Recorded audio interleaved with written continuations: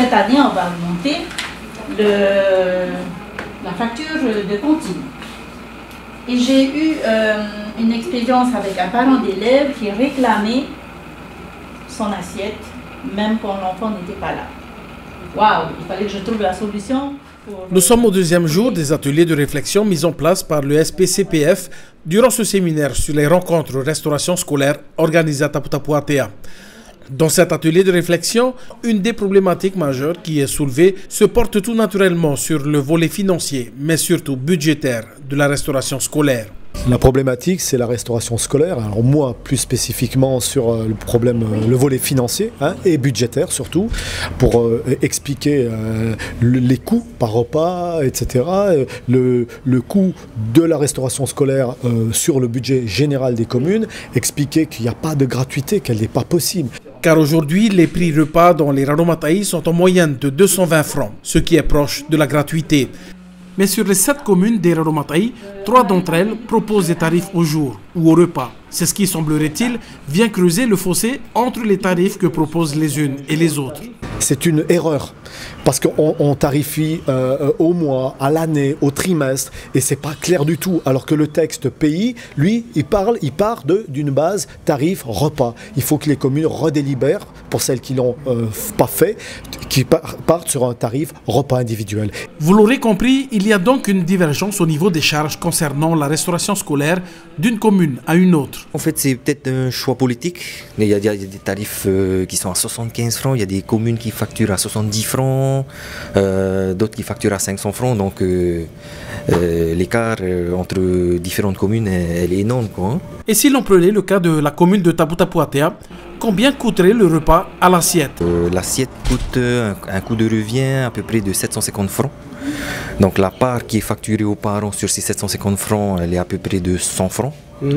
Et il y a de la subvention, de la CPS aux alentours de 95 francs, donc de 100 francs, la part de la commune reviendrait à 550 francs. Enfin, on sait que la CPS aide à hauteur de 95 francs par jour, par enfant et par repas. Et pour ceux qui bénéficient du complément familial, la CPS prend en charge à 500 francs par repas.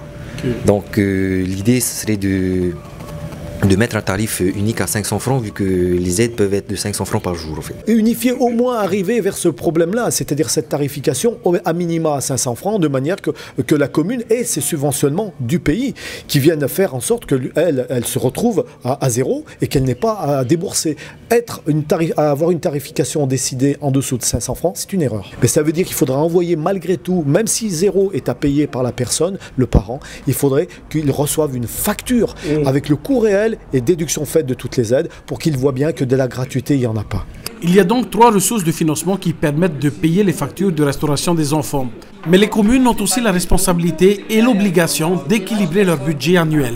Par exemple, pour 2018, à prévoir au budget annexe restauration scolaire un budget de 222 millions, faute de se retrouver dans le rouge. Comme c'est des budgets qui ne sont pas industriels et commerciaux, mais administratifs et sociaux, ils ont le droit de demander au budget général de la commune de venir les aider. C'est ça la subvention d'équilibre.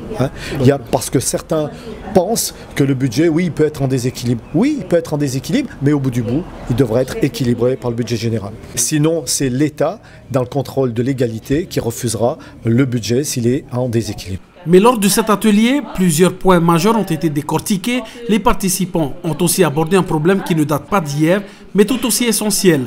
Les 52 millions de restes à recouvrer qui n'ont jamais été récupérés depuis une trentaine d'années. De 1984 à 2017, c'est énorme. Mais nos Tavana ont eu la responsabilité et la bonne idée, il y a quelques années de ça, de provisionner. Ce qui n'est pas le cas ailleurs en Polynésie. Ici, c'est le cas. Tout provisionne. Ça veut dire qu'on est capable de supporter ces restes à recouvrer, quoi. Voilà. Si on n'y arrive pas un jour, on peut les admettre en non-valeur et on a le crédit budgétaire par la reprise de ces provisions. Alors dans l'atelier d'à côté, il parlait aussi beaucoup de produits, de tendre vers les produits locaux. Est-ce que selon vous, c'est une bonne idée? Est-ce qu'au niveau du coût, ça ne serait pas plus cher de partir sur les produits locaux? Moi, je pense que ça serait une bonne chose, parce que d'un point de vue de l'impact économique, il est quand même meilleur de faire travailler les gens localement plutôt d'aller chercher des produits. Pas seulement à Tahiti, mais parfois même ailleurs. On voit des choses qui viennent des États-Unis, Nouvelle-Zélande, c'est quand même assez particulier. Hein. Oui, mais c'est quand même moins cher que... Qu'est-ce que vous en pensez? Moi, je pense qu'au bout du bout, c'est pas moins cher. Parce que si les gens ici travaillent parce qu'on leur a acheté les produits, je pense qu'on impacte l'activité économique et c'est quand même bien meilleur. Alors, ce matin, nous avons débattu sur la tarification de nos cantines.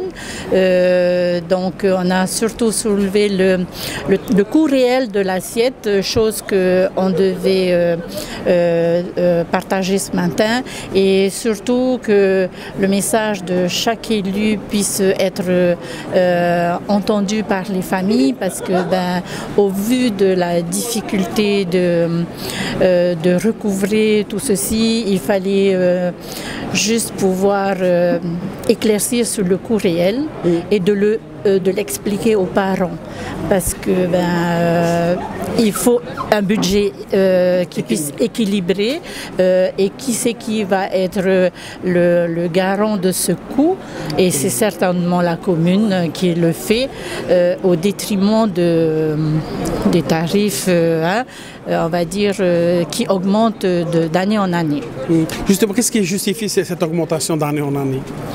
Alors, on a en premier lieu le personnel qu'il faut assurer au niveau des salaires. On a aussi le prix des produits, puisque nous allons dans la réflexion de produire et de donner à manger qualité à nos enfants dans l'assiette. Et bien sûr, on le sait que les produits locaux ont un tarif beaucoup plus élevé.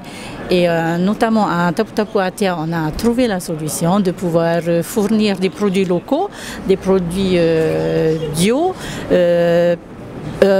cultivés en pépinière. Donc c'est ce que la commune a mis en place. Et ce partage, cet espace de partage que nous avons mis en place par le SPC, c'est de pouvoir le communiquer à toutes les communes des îles Raromatei et pourquoi pas au niveau de toutes les communes de Polynésie. Justement, les parents ont du mal à suivre la tarification à l'assiette. Est-ce que vous n'avez pas peur qu'en allant dans les produits locaux bio, ça ne va pas encore plus faire grimacer les parents? Oui, effectivement, cette augmentation fait toujours peur, mais on a trouvé la manière de l'expliquer aux parents, c'est-à-dire qu'on a démontré par des schémas que voilà, cette assiette, c'est vrai que les produits locaux ont un prix, mais le fait qu'on a proposé de le cultiver en pépinière, ça réduit le coût du produit. Les parents doivent planter c'est la commune qui a mis en place ce dispositif de la pépinière, et pourquoi pas les parents, et pourquoi pas, parce que justement le fait de pouvoir fournir à la cantine fait aussi que ça peut être un revenu pour les familles. Voilà, donc. Les agriculteurs dans cette histoire, ils vont continuer à planter aussi? Les agriculteurs, c'est aussi eux qui sont mis en avant, puisque la commune leur tend la main pour justement racheter leurs produits. Donc c'est des produits locaux, ça vient du paquet de taro jusqu'à, pourquoi pas, les aubergines cultivées à la maison. Voilà. C'est un peu le bilan que vous dressez alors? Alors oui, effectivement, cet espace du séminaire, c'est justement pour pouvoir partager notre expérience à Tapu Tapu Atea, et aussi on apprend de certaines communes sur leurs pratiques, sur la tarification, et l'essentiel c'est vraiment de comprendre pourquoi on va faire augmenter un tarif au-delà de ce qu'ils payent habituellement. C'est surtout de leur expliquer le pourquoi et le coût que ça revient au niveau du personnel, au niveau des dépenses, on va dire, gaz, électricité, eau, tout ça, et les produits autres que les produits locaux. Bon, il faut que le parent sache ce qu'il paye. Et donc c'est pour ça qu'on est dans cette dynamique de partage et de mise en réseau en communiquant cela aux parents. Le message que je veux porter, c'est vraiment pour le bien-être de nos enfants, le bien-être que l'on peut apporter dans l'assiette de l'enfant, et je peux vous dire qu'il n'y a pas de prix pour tout ça. Merci bien. Super.